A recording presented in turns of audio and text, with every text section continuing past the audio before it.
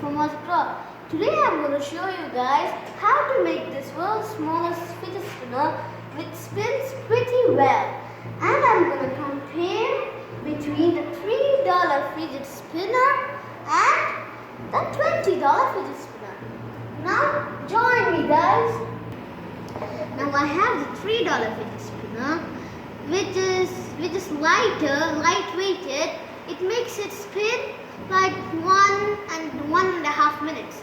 Now this $20 fidget spinner is heavy, which makes it spin 2-3 minutes.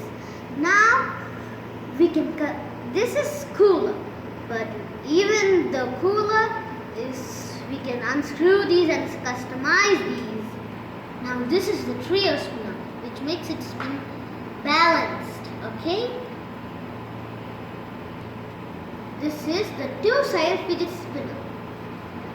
Okay, now this is the world's smallest fidget spinner, which spins pretty well. Okay guys, I hope you like this video. Comment, like, and don't forget to subscribe. Bye guys.